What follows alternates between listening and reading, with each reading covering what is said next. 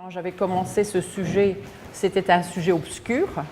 Personne ne travaillait dans l'impact de l'islam dans l'espace public. On ne voyait pas l'importance des controverses ni l'espace public et sa force transformatrice de l'espace public européen, de l'islam. Maintenant, c'est devenu une telle actualité que parfois c'est difficile à prendre du recul de ces notions de la controverse et de l'espace public et réfléchir plus sociologiquement et philosophiquement. Quels sont les traits les plus apparents d'une controverse? À quoi on pense en premier lieu lorsqu'on se trouve confronté à une controverse? Une controverse se fonde sur une différence d'opinion.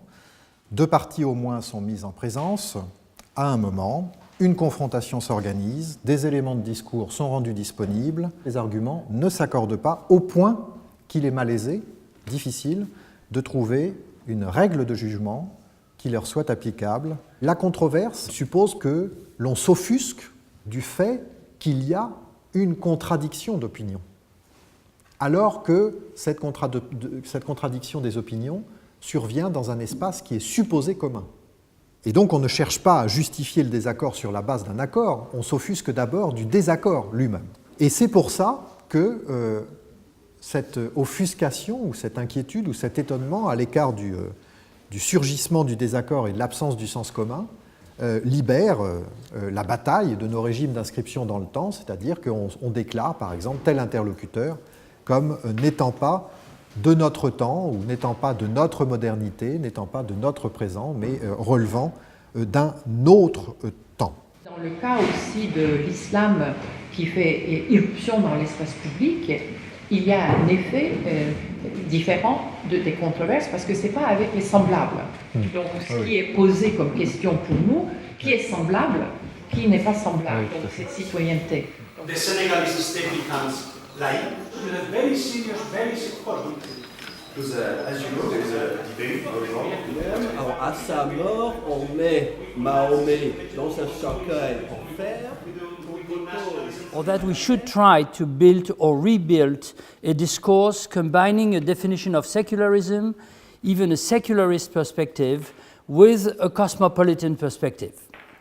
I will readily admit that, in my view, these are positive notions and values which form part of a civic and democratic understanding of the political. Simultaneously, I have become aware, or increasingly aware, that their combination is profoundly contradictory. And I went as far as becoming convinced that each of these two notions in the contemporary situation essentially undermines, distracts, or deconstructs the meaning and stability of the other, puts its validity into question. Chemical is very narrow in that respect.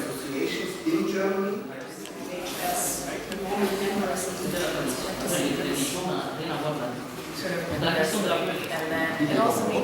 Mais en tant que marqueur identitaire, la laïcité, c'est un marqueur identitaire. The way they were represented. Car les musulmans d'Europe ne cherchent pas plus à respecter Ça les fait normes. quoi avant? Mais même cette immédiatisée. Government attempts to deny private citizens the right to. But there are two principles, and I'm not saying two norms, but two principles. One is the differentiation between religion and politics, and the second is the disjunction between personal conviction and public behaviors. And around these two principles, you have built multiple political, legal, institutional, cultural approach to secularity. The covering and the dress code is about mastering your body in a cosmic project. And this is the opposite of the modern individualism. They introduce a kind of individualism that we have lost.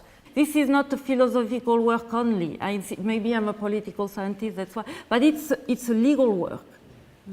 And I think there are lots of loopholes in European legal system that are not completely thought through here, and in the US as well. On purpose that I prefer to forget the legal system, because to what extent we can think on issues through the controversies that open up ways of understanding conflicts that maybe the laws have not yet thought about it. Speaking of laws, feminism, or homosexual movements have transformed the laws. So we can take also Muslims as active minority groups that transform radically in a much more transgressive way than what we think. There's some kind of transgressive, I call it spatial transgression, of the religious difference, which is also cultural, when it comes to the public by performance, putting on the headscarf, it has a very important destructive effect. And that destroys the liberal norms of the societies. You can call liberal in some cases, secular in others. But this is the way they come. However, they question our ways of describing citizenship, individualism, or feminism.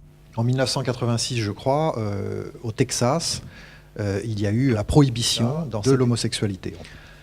En 2003, après s'être renseigné auprès de la Cour européenne des droits de l'homme, la Cour suprême des États-Unis est revenue sur ce décret et l'a invalidé.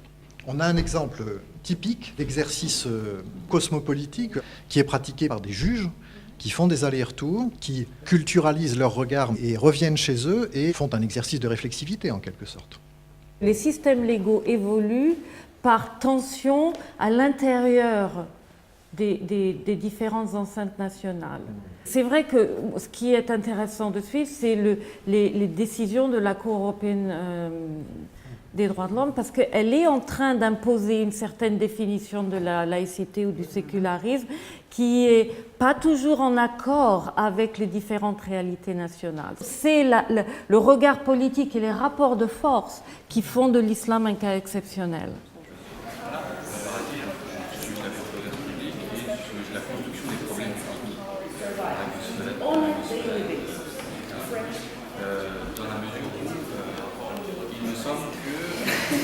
Framed it, but also in regard to what you just said.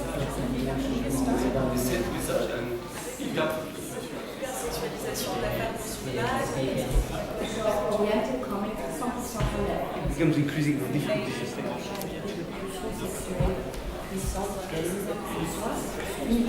We need religious arguments in the public sphere. Demander que la mosquée qui était dans un autre lieu soit relouée. Donc je pense que les travaux que nous avons eus autour de cette table, moi je dirais sur 3 axes. C'est la formation des subjectivités, l'émergence de la différence islamique aussi dans l'espace public, qui crée des controverses, et troisièmement, l'élaboration des normes. C'est tout un rapport de pouvoir au niveau des normes. La notion de l'identité ne se prête pas à être une catégorie heuristique, féconde, comme cela a été peut-être dans les années 70. Parce qu'on est là, justement, à peu près dans tous les travaux, on essaie de comprendre toute une série de recompositions entre l'éthique islamique et la vie séculière. Donc ce n'est pas une identité comme ça fixe. On parle plus de la transformation, la traduction de cette identité dans les modes de vie et dans une certaine définition éthique et esthétique.